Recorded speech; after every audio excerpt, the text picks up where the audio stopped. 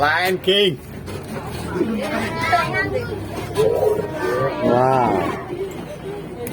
గంభీరంగా నడుస్తుంది ఫ్రెండ్స్, చూడండి ఎంత గంభీరంగా నడుస్తుందో. సింహాన్ని రాజు అని ఎందుకంటారో దాని పంజు చూస్తే తెలుస్తుంది.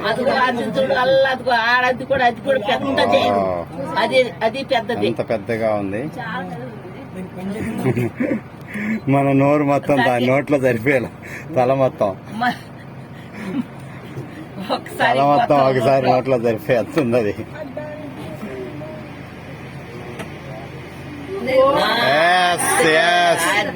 అది అది కావాల్సింది.